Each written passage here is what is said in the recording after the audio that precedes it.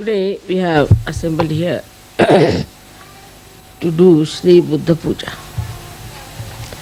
I don't know how many of you have read of Buddha's life and how ultimately he achieved his enlightenment. I don't know how many of you have really seen the Buddhists or have met them, those who call themselves Buddhist. As in every religion, all of them got lost into some sort of a fundamentalism because none of them got realization, and that's why everybody established their own style of religion. Even you can say that Tao of Lao Tse also, or Zen of Viditama, all of them are offshoots of the same.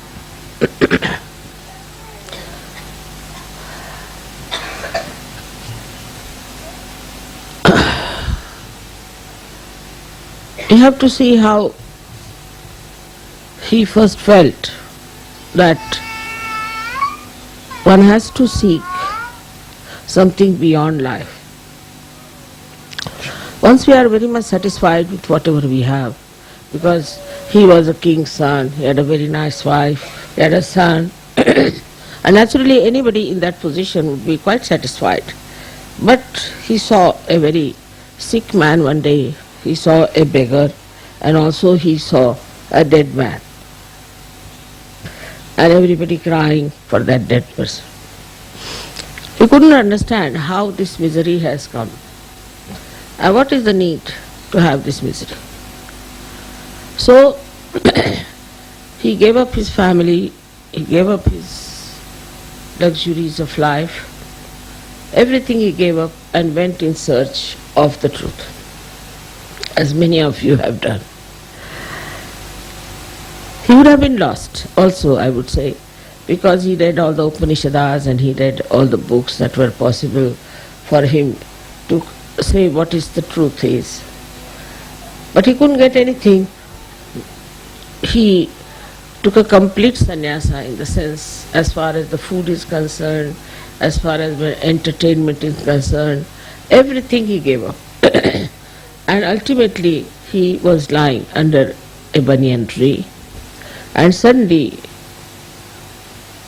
the Adishakti gave him realization, because he was so true and was one of the one marked for a special place in the Virata. He had to achieve that. Of course, I need not tell you about his previous lives. Perhaps in so many of my lectures I have already talked about it. What was his previous life and how he achieved his own enlightenment about himself. But what we have to see from his life is that he discovered and he found out that want is the reason, the desire is the reason of all the miseries. But he didn't know what was the real want, what was the pure want, what was the pure desire. And that's how he could not explain to people that they have to take to their awakening through their Kundalini. As he had followed such a ascetic life, that became the code for the Buddhist. The other day I was reading about Buddha when I was in Thailand, and I was surprised that the bhikkhus, the bhikkhu is actually Sanskrit, it means bhukshuk, is the one who asks for alms, or a beggar we can call it, but religious beggar. So he used to carry thousands of people with him, at least minimum of 1,000, bare feet, without any provision for food, without any arrangements for stay, nothing. And they were supposed to shave off their heads completely. No moustaches, no hair on the body at all. And moreover, they were supposed to wear only one dress. One long dress they had to tie up like this and cover themselves. whether it was cold season or it was a warm season, whatever it was. They were not allowed to sing or to dance or to entertain themselves by anything. And food was just collected from the village, whatever they visited, whatever they got, very minimum, whatever they got, it was cooked for them, and they would offer their guru first and then eat that food. Imagine 1,000 people going like that, bare feet, in the scorching heat or in the mud or in rain. In all seasons they used to walk, giving up all their family relationships. Even if the husband and wife, both of them joined the Sangha, then they were not supposed to live like husband and wife. So to give up all other physical bonds, mental bonds, emotional bonds, was the way they tried to follow, because he said the bond creates it. But if you see the Buddhists, they do all these things. You'll be amazed, even if he's a king, he does that. And many kings who joined at that time, one of them was Ashok from India. He dressed up like that, he became like that, he started traveling in the same manner and tried to lead a complete ascetic life. Very difficult life it was, and they thought that by doing all that they will achieve their realization. They say that two of his disciples did achieve. Their names are Moggallana and Sariputta. These two people got their realization. But the whole thing was absolutely a life dry and insipid. Had no fun in it. No children were allowed, no family life was allowed. So it became a very secluded, very harsh, I can say very dry life. Though it was called as a Sangha, means the collectivity. But in that collectivity, there was no report as such, because they were not supposed to talk too much. They were not supposed to discuss anything about, say, politics or economics or anything. Only they could talk about meditation of achieving the highest life. So you can imagine what sort of life they had to lead to become enlightened. And that idea continued in so many religions. Especially it then started making people take away the money of the householders by saying that you have to give up everything. Of course, at the time of Buddha also they had to give up everything and join the Sangha. But here it was a genuine effort of Buddha to take them to enlightenment, to make them people who were knowledgeable about the absolute realities. But it did not happen. And that is the reason why we find that Buddhists have gone into different types of funny Buddhism. For example, now we have some Buddhism, say in Japan, where it was not allowed to kill any animal. So they said, all right, we are not killing any animal, but we can eat killed animals. They found out a solution out of that. Then also, then they could kill human beings, because it's not allowed to kill animals, but we can kill human beings. So Japanese become experts in killing human beings. How people find out loopholes, you can see this very clearly. Then the second type of Buddhism came, where this Lao Tse taught about Tao. But Tao actually he's the only one who started talking about Kundalini. Tao is the Kundalini. But that too was too much for these people. They just couldn't understand what he was talking about. But the way he expressed himself in paintings and other things, just to deviate from that kind of a harsh Buddhism. But somehow despite that, it never took proper roots. And I have met people who follow Tao and I absolutely don't understand how these people are following the path of Kundalini.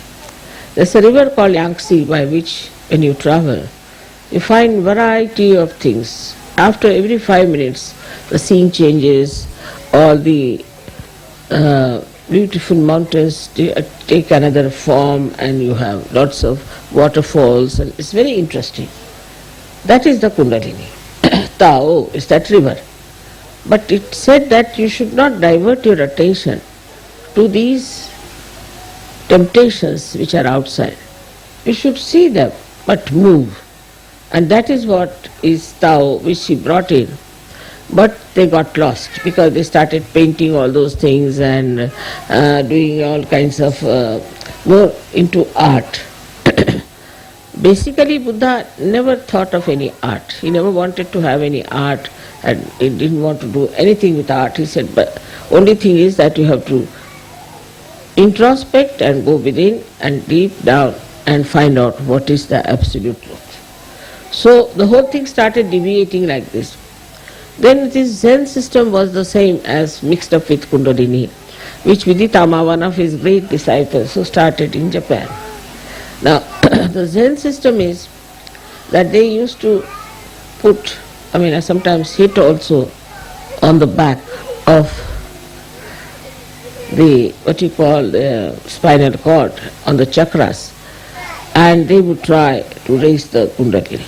All kinds of horrible things.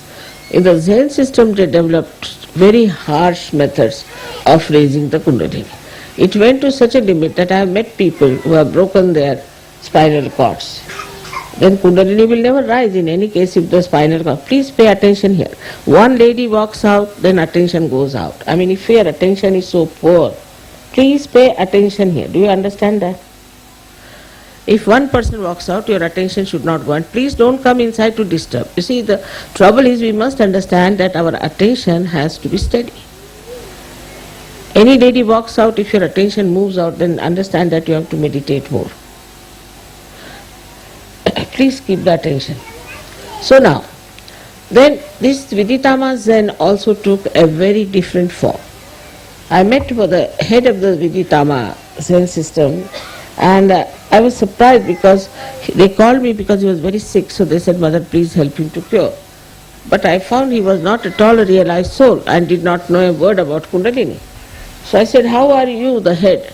How is it that you have become the head when you do not know the meaning of Kundalini? So he said, what is Kundalini? He couldn't understand anything. I said, what is Zen? Zen is to meditate, dhyan. I said, all right. Well, what about it? Yes, there is. So confused he was. Then I asked him, you are not a realized soul. Then how is it you are the head? He said, we never had any realized soul for now ages. Only for 6 centuries we had some Kashyapas, they called them Kashyapas. And after that we had no realized souls at all. So just think under what circumstances you got your realization. Without sacrificing anything, without giving up anything, without working out any one of these tapasyas, penances, because Buddha is a tapa. These 3 deities on your Agya Chakra, Christ, Mahavira and Buddha, 3 of them are tapa. Tapa means penance. You have to do penance. And penance now in Sahaja Yoga doesn't mean that you give up your wife or give up your husband, give up your children, give up your family. But here tapa means meditation. And for meditation you must know when to get up. That should be the most important thing for a Sahaja. The rest of the things automatically will work out. And you'll understand. To grow your depth, you have to meditate. It's an absolutely simple thing. You don't have to shave your head. You don't have to starve yourself. You don't have to walk bare feet. You can sing, you can dance, you can entertain yourself with music. You are not even allowed to see a drama or a play or anything like that. So many things, if you see the list, you'd go really crazy, how could people exist? But there were 1,000 people with him who were traveling with him. And they became so poor, they were just wearing rags. Ultimately, a big trader was passing by and he saw them and he thought, what poor people, these are just beggars. God knows they are lepers and what are they. And he had a great feeding for them and he gave them some food to eat and everything. And still he did not know that it was Tathagata, means it was Buddha who was going. So the Buddha's main thing, Buddha itself means Bodh, from Bodh. And the Bodh means to know the reality on your central nervous system is the Bodh. You all have become now Buddhas without giving up anything, because whatever he gave up was all nonsense. It was a myth. If it was a myth, what's the use of giving up the myth? What does it matter if you listen to music? What does it matter if you dance? It doesn't matter at all. But these ideas went so deep into these people that you really feel such pity and such compassion that look at them, where are they getting lost? They don't eat their food, they have their food only once in a while and they are starving. They look like really worse than TB patients. But while you people look like really roses, beautifully, all of you are enjoying life and everything is there. But still one has to know that we have to have that principle of Buddha within ourselves. And what is that principle of Buddha is that we have to do tapa. Tapa doesn't mean, I don't say you starve yourself. But also if you have too much interest in food, it's better to take too little fasting. I never said that you should not enjoy music, never, no question, you should. But then you should enjoy music which is for your emancipation, for your awakening, for your ascent. I don't say don't do, because yourself now you are a Buddha. Buddha was not to be told anything, he told everyone, but he was not to be told. In the same way, I don't have to tell you, it is only you have to understand. But sometimes we are really bound by so many conditionings that I find very difficult for people to understand what is the spirit. Spirit is boundless. It is a free expression of God's love. So when it comes to the free expression of God's love, the compassion, the love, then one has to understand, do we do that or not? Even now there are many conditionings which are still working in us. For example, some of you are like this, that I belong to this nationality, to that nationality, I am this, I am that. We are very proud of that. We cannot mix up with other people. We are too high for the other people, or something like that. You are now become a universal being. So how can you have these stupid limitations which are mythical again? So one must see, introspect and find out if we are having, what's the matter with her? Take her away. Also with your children you must see, very important how they behave. If they are aggressive or how they behave is very important, because they are also Buddhas, they are also realized souls, but they have certain conditionings in them and they are behaving according to those conditionings. Now, as it is, we can see there is light within us. What happens? That we start seeing what's wrong with us and we just drop it out. But even when you see that, if you cannot drop it out, then must know that you need more of power. Then you must learn how to raise your Kundalini, how to be connected with the divine power all the time, so that you are in thoughtless awareness and that you grow within yourself in a den. I find the conditioning that is very much lurking still is my and mine in still and Sahajogis. Like before this, what I had heard about, say, English or all Western people, because I am talking to the Western people here, that they didn't care for their family, their wives, their children. Every third day they were divorcing, or fourth day they are running off with some other husbands or something like that. Now I find they stick like glue. Wife becomes very important, husband becomes very important, my house becomes very important, my children become very important. And first they were not interested in children, now they are sticking on to children like as if with some glue. It's impossible for them to tell that, see, children belong to the Sangha, to the collectivity. You don't think this is your child. Once you start thinking like that, then you are limiting yourself and getting into problems. The country-wise also the problems are reducing very much, I should say. Also we don't like to be racist. I know people hate those who are racist. They want racialism to go away. As in India, I've seen Sahajogis want all the caste system must go away, because these are self-destructive. So we start seeing in ourselves what is self-destructive, what will destroy me, then what will destroy my family, then what will destroy my country, and what will destroy the whole world. All these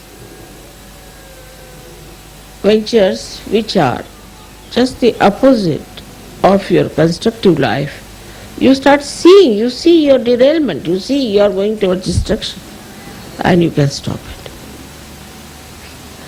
And that is very important, only possible if you try to introspect yourself and meditate and see, have I got this quality? Some of them are very proud of their certain temperaments. Like, I am like this, what to do, mother, I am like this. No more. Now all your beautiful qualities have been awakened by your Kundalini. Shows that nothing was dead, nothing was finished. They were all there intact. And when the Kundalini started rising, she just awakened all those beautiful qualities. Apart from that, in the Guru Puja I will tell you what all has happened. Of course you must have seen in Sahasrar Puja, I told you about yourself, that what you have achieved, you have no idea as to what powers you have got. But in Guru Puja I will definitely tell you what is the thing that is Sahajoga. It's one of the most precious thing that a human being should have known long time back. It is not only talking about God, it is not only saying there is divinity within you, but the effectiveness of that. So you don't need any science. You have any problem, all right, give a bandhan, finished. So simple. If you want anything, just give a bandhan, it's finished. You want to give realization, you raise that. That's Kundalini is raised. Everything that you can do with science, you can do with Sahajoga. We are also computers. Sometimes I say something, say, Mother, how do you know? So I am a computer, no doubt. But you all are computers. Only thing you have to develop your depth. Now you are on the right lines. So we don't need this science which can destroy all of us. Everything can be done through Sahajoga. And this is what I'll explain to you in Guru Puja, how you become so capable. So please have self-esteem. You must have self-esteem and understand that you are a Sahajogi. First and foremost, you are a Sahajogi. And as Sahajogi, you have to achieve that state where you become absolutely capable of doing whatever science can do, whatever anybody could do. This is the real Siddhi, means you become an embodiment of all the powers. There are some people who come and tell me, Mother, we can't open our heart. I mean, I don't see you have an open heart surgery. But to open my heart means just see what's wrong with you. Can't you feel compassion? But I've seen people having an open heart for a dog or for a cat, but they don't have open heart for their children sometimes. Now, how can you not have an open heart in Sahaja Yoga? That's the first place where the spirit exists, and it emits its light. And when it emits its light, that's the first place where you see the life of a person who is full of love. So how can it be there is this problem that I can't open my heart? This must be coming because you have only ego but no self-esteem. So Buddha is the one who is the killer of ego. He is the killer of ego.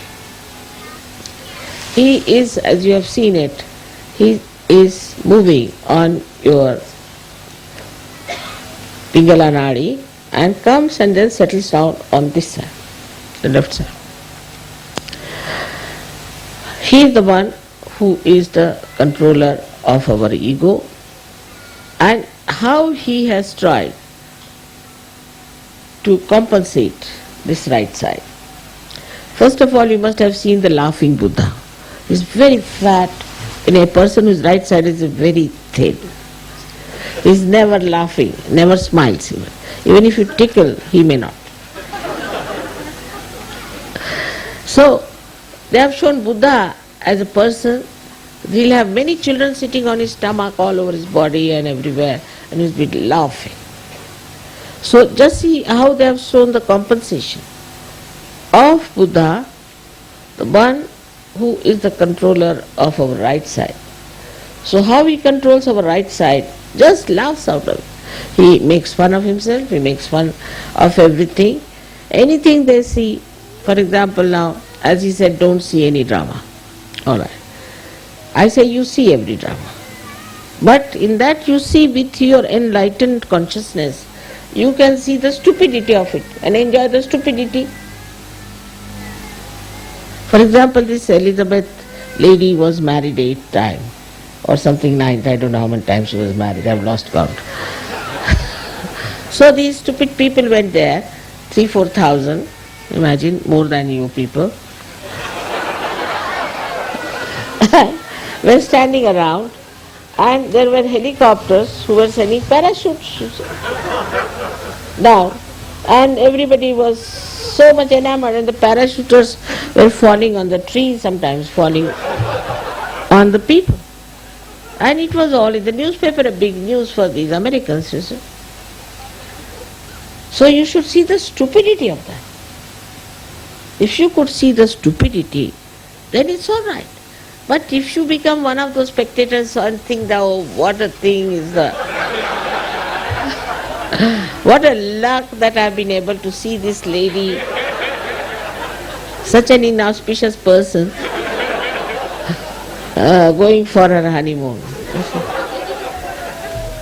Then, you see, anything you see. Now say, I went to Rio and they showed me the way they are having carnival. My God, I felt like vomiting. If it is something stupid, you can see the essence of it.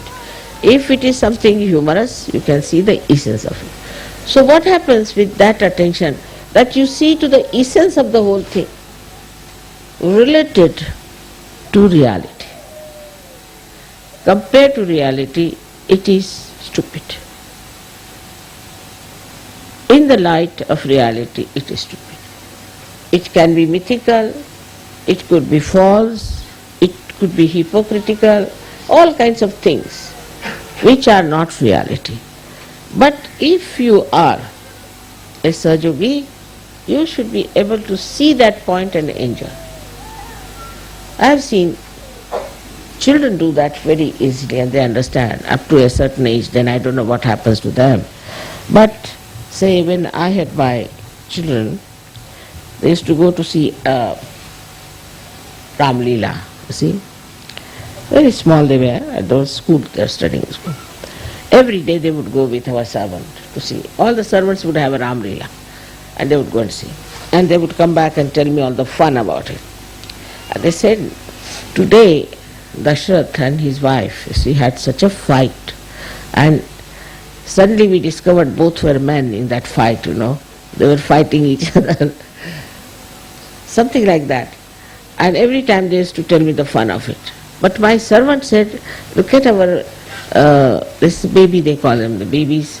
See how they were enjoying, all the time laughing. They were so enjoying this Ram Leela as we were enjoying. You see the difference. These girls were laughing at the ridiculousness of the whole thing, while this fellow was thinking that they were really enjoying it and all that whole thing. So this is the understanding. Same thing when you see what is your reaction. That depends on your chitta, on your attention, which is enlightened. And enlightened attention reacts in a very different manner than a stupid attention or a confused attention or the attention which is full of negativity. So, one has to judge how you react. Like I saw one funny punk fellow come to me. I said, why do you do like this? So one Sahajogi said, Mother, you shouldn't say like that. I said, why? You see, after all, that's his religion. I said, really? This is his religion. So the fellow says, what's wrong? I said, wrong is that you have no identity. You have no self-esteem. That's why you try to paint yourself and try to show that you are this and you are that, which you are not. Why don't you become what you are? And that fellow became a Sahajogi later. And this is what we have to see, that we have to accept what we are, and we are the spirit. And if we are the spirit, then we have to live and enjoy and do whatever is necessary. But there are 4 things which Buddha has said very nicely, which all of you should say every morning, I think, to understand. So first he says, Buddham Sharanam Gacchami. I surrender myself to Buddha. Means I surrender myself to my awakened attention, to my awakened consciousness. Buddham Sharanam Gacchami. It is very important to know that he said it again and again. Then he said, Dhammam Sharanam Gacchami. That is, I surrender myself to my dharma. Dharma is not what is outside these religions which are mythical and which are gone into some sort of a pervergence, but the religion within myself, the innate religion. I surrender myself to that, which is righteousness, which you know very well, what are the real things within us which gives us all the value system. Then the third thing he has said, Sangham Sharanam Gacchami. I surrender myself to collective. You have to meet. I am trying my level best to get some place where you can all meet, even in the name of a picnic or anything, at least once a month. Sangham Sharanam Gacchami is very important, because then you know that you are part and parcel of the whole, that a microcosm has become the macrocosm, that you are a part and parcel of the Virat, that you become aware of it. And that is how things work out very fast. That is how we help each other. That is how we discover a person who is negative, that's how we discover who is not. We discover a person who is egoist, who is not egoist.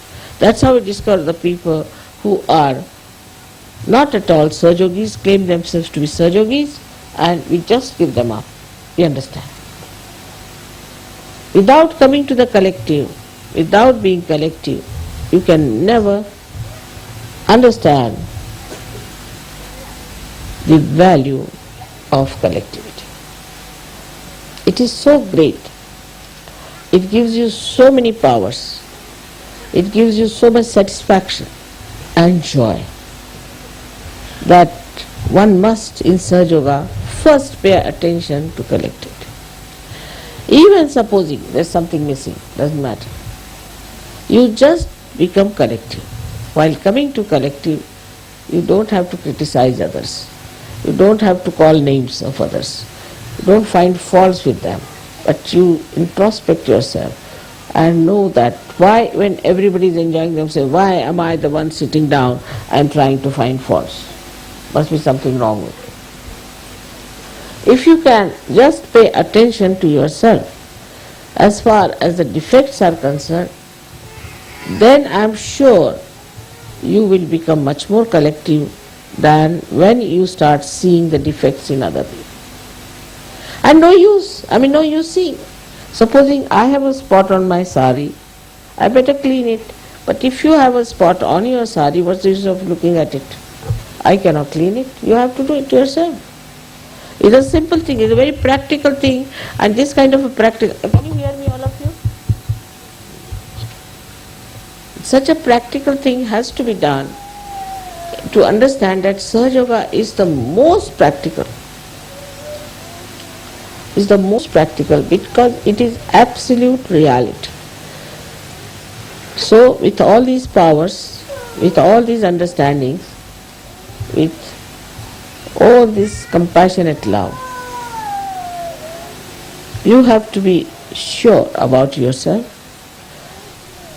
and know that you are all the time protected, guided, looked after, nourished and helped to grow by this divine power which is all pervading. May God bless you all.